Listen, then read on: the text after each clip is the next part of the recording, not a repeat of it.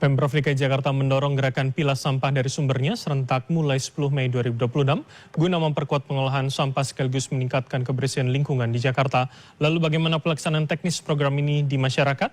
Apakah infrastruktur pendukung sudah tersedia? Dan untuk menjawabnya sudah bersama kami dari luar studio, Koordinator Staf Khusus Gubernur DKI Jakarta Firdaus Ali. Selamat sore, Prof. Firdaus, apa kabar?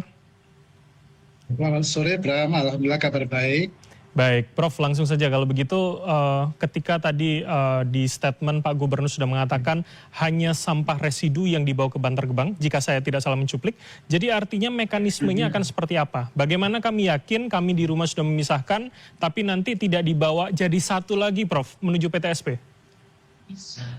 Oke, Bram, saya coba dulu menarik apa yang mendorong kita untuk kemudian hari ini tanggal 10 Mei tahun 2026, Gubernur DKI Jakarta bersama dengan jajaran pemerintah pusat, dalam ini ada Menko Pangan, ada juga Kementerian Lingkungan Hidup, dan banyak pihak yang juga terlibat berusaha, adalah beranjak dari kewajiban yang harus melekat kepada kita semua yang diadres di Undang-Undang 18 tahun 2008 tentang pengelolaan sampah, dan juga kemudian ketika kita menghadapi krisis nasional dikaitkan dengan sampah, yaitu di banyak kota di Indonesia juga sampah sudah menjadi masalah yang sangat serius sekali, dan khususnya bagi Jakarta pasca tragedi tanggal 30 Desember tahun 2025 kemudian kejadian tanggal 8 Maret tahun 2026 yang lalu, di mana kejadian cuaca ekstrim yang membuat longsor di Bantar Gebang yang menelan korban jiwa.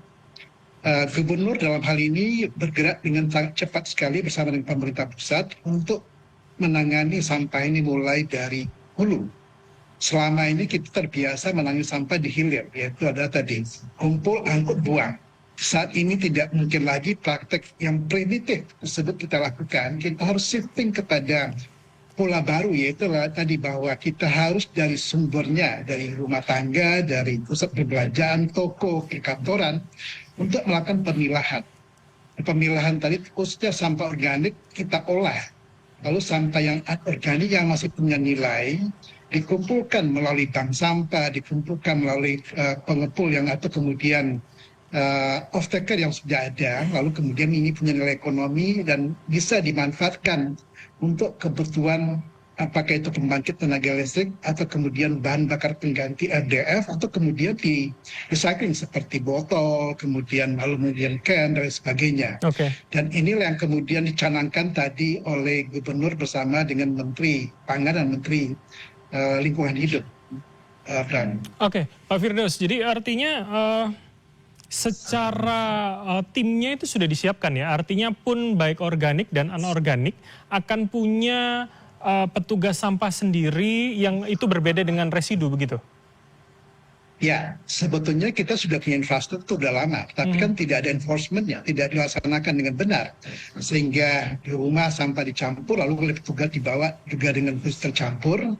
Dan banyak inisiatif warga yang sangat bagus sekali yang sudah ada. Baik itu di Tanjung Barat Indah, kemudian di Rawamangun, di Jakarta Utara di beberapa tempat, di Lebak Bulus, tetapi kemudian inisiatif ini kan tidak bersambut oleh Dinas Lingkungan Hidup, otoritas yang selama ini kita amanahkan, sampahnya dikumpul tetap bersamaan dengan sampah yang lain, lalu kemudian dikirim ke Bantar Gebang. Nah, dengan gerakan yang kita canangkan hari ini, ya kita sudah punya kanal atau punya sistem untuk kemudian di mana sampah yang sudah terpilah tadi, misalkan sampah organik, ya, ini akan diolah menjadi misalkan pupuk cair atau pupuk padat, atau kemudian dijadikan tadi bahan pangan untuk ternak atau dengan menggunakan maggot dan sebagainya.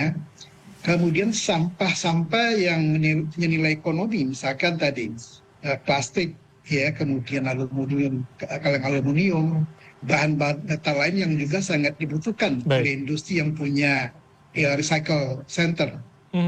Pak Firdaus, tentu ini kan artinya mengubah habit, itu kan yang juga sangat sulit artinya sampai kemudian level terbawah pada RT dan juga RW. Apa yang bisa dipastikan Pemprov bisa melakukan itu hingga tingkat terbawah? Jangan sampai kami di rumah sudah memisahkannya, tapi jangan-jangan petugas masih ada yang belum aware soal itu, masih mencampurkannya kembali, masih membuangnya lagi ke Bantar Gebang begitu, Prof? Ya, Bram, sebetulnya instruksi Gubernur nomor 5 tahun 2026 yang ditandatangani oleh Gubernur pada tanggal 30 April yang lalu, artinya 10 hari yang lalu, ya, itu menginstruksikan kepada 12 jajaran mulai dari Sekda sampai ke Lurah, ya, yaitu Lurah kemudian bertanggung jawab memastikan di kelurahannya melalui RW dan RT yang ada bahwa gerakan memilah sampah ini betul-betul dilakukan dengan sangat baik dan tertib. Tentunya merubah habit ini tidak akan bisa satu hari satu malam. Kita butuh proses, tentunya kemudian ya komunikasi, kemudian juga bagaimana kita memastikan edukasi, pelatihan kepada petugas tadi juga kita akan lakukan. Tapi yang tidak kalah penting, Gubernur memerintahkan inspektur baik di level provinsi, kemudian di kota, kabupaten, sampai ke bawah untuk melakukan pengawasan setiap bulan dan melaporkan setiap 3 bulan sekali kepada gubernur dan kita akan evaluasi. Oke. Dan ini ya sekali lagi ini bukan hal yang tiba-tiba satu hari akan jadi, tidak. Tetapi tadi merubah habit ini tidak bisa serta-merta dengan imbauan.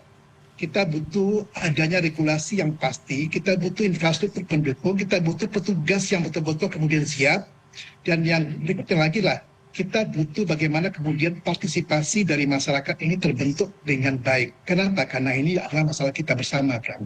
Oke, saya sepakat soal itu, Prof. Prof, Anda sudah mengatakan soal enforcement-nya. Jadi artinya apa yang bisa kami bayangkan ketika ada satu struktur yang tidak melakukan dengan benar? Apakah kami publik bisa melaporkan? Dan apa efek jerahnya untuk kita semua? Ya, tentunya masyarakat melalui Jaki dengan mudah sekali bisa melaporkan. Ambil videonya, kemudian laporkan, jangan ada fitnah ya. Kita akan segera menindaklanjuti dalam hitungan jam, tidak menunggu hari ya. Dan kita akan siap memonitor ini, jika ada kelalaian kita akan berikan teguran, pertama, kedua, ketiga, setelah itu kemudian tidak ada lagi ampun, kita akan kenakan sanksi.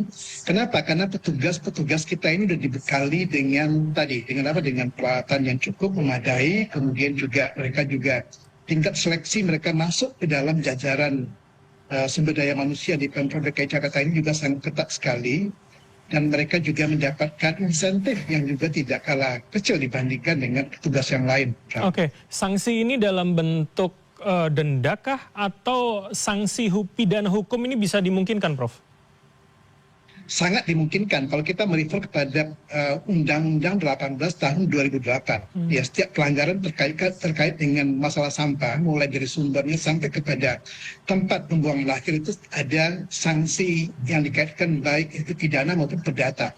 Tentunya kita juga akan mengacu kepada ketentuan yang berlaku. Bagi petugas tentunya ini juga ada sanksi yang kita terapkan. Tadi teguran pertama, teguran kedua, teguran ketiga, lalu kemudian ya jika tidak mungkin bisa dibina, mungkin kita akan binasakan kalau bahasa kasarnya ya.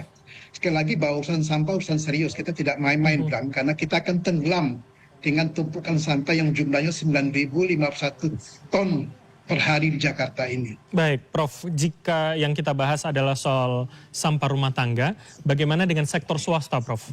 Artinya perkantoran tentu ini menjadi fokus kita juga soal sampahnya. Apakah ini juga bisa kami bayangkan juga terjadi pada kantor-kantor swasta di Jakarta, Prof? Ya, jadi instruksi Gubernur nomor 5 tahun 2026 ini tidak hanya berlaku pada sampah rumah tangga. Ini juga berlaku untuk sampah perkantoran, baik itu perkantoran milik Pemprov DKI Jakarta maupun perkantoran milik pemerintah pusat, dan termasuk juga perkantoran swasta. Dan termasuk kemudian pusat perbelanjaan.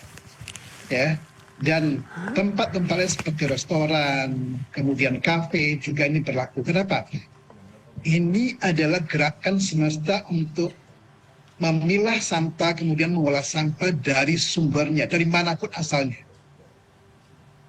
Oke, Prof, terakhir, Anda masih bergabung sama kami? Prof Firdaus, oke. Ya, jadi masih. Artinya Anda tadi mengatakan tidak mungkin satu malam semua akan berubah karena ini soal habit. Kapan kemudian target dari Pemprov DKI Jakarta, kami bisa membayangkan ini secara menyeluruh bisa terjadi dari atas sampai bawah, Prof?